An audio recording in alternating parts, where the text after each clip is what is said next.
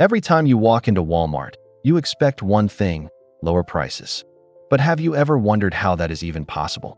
Walmart does not make most of the products it sells. It does not own the factories, and it does not control raw materials. Yet somehow, it still manages to be cheaper than almost everyone else. So what is really going on behind those prices? At its core, Walmart is not just a retailer. It is one of the most powerful buyers in the world. Think of Walmart as a massive demand engine that connects thousands of suppliers to millions of customers, while sitting right in the middle and deciding what gets sold and at what price. And that position gives Walmart something extremely valuable: pricing control. But to understand how strong that control really is, we need to look at the scale.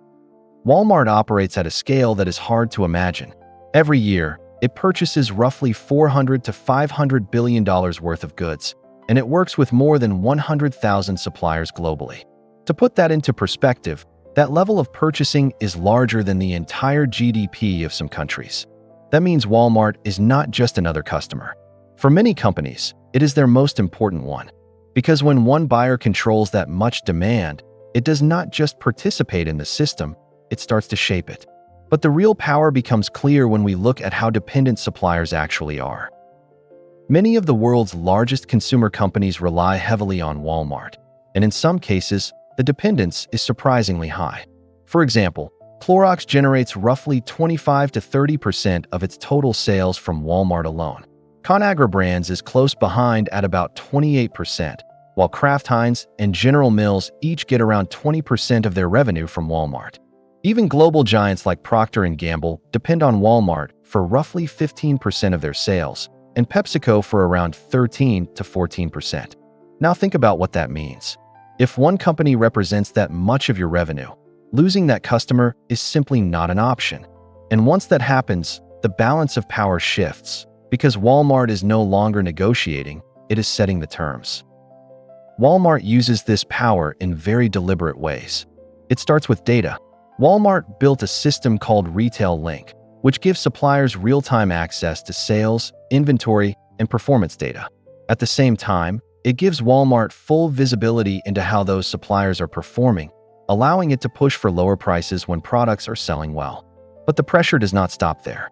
Walmart continuously works with suppliers to bring costs down over time, and in many cases, it expects regular price reductions of around 1 to 3% each year. To meet these targets, suppliers are pushed to redesign packaging, shift production to lower-cost locations, improve logistics, or find efficiencies in their operations. And when that is not enough, the pressure becomes more direct.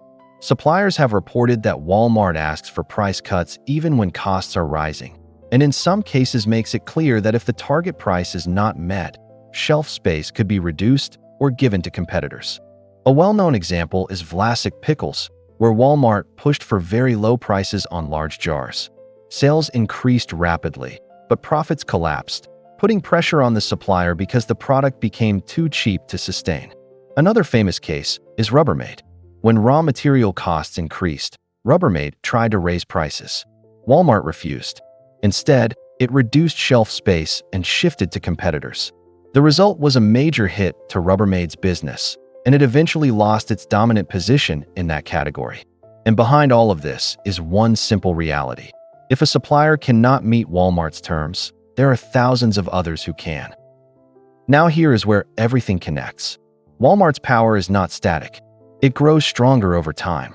When Walmart pushes suppliers to lower prices, it can offer better deals to customers. Lower prices attract more shoppers, which increases sales and makes Walmart even bigger. As Walmart grows, suppliers become even more dependent on it, giving Walmart even more leverage to push prices down again. This creates a loop that keeps reinforcing itself, making Walmart stronger with each cycle. When you step back and look at the full picture, a clear pattern emerges. Walmart is not trying to earn the highest margin on each product. Instead, it focuses on scale and uses that scale to reduce costs across its entire system. Small price reductions may seem insignificant on their own, but at this level, they create a massive competitive advantage. So the next time you walk into Walmart and see those low prices, remember that you are not just looking at cheap products. You are looking at a system where scale creates power, power drives prices down, and lower prices create even more scale. In the end, Walmart proves one powerful idea.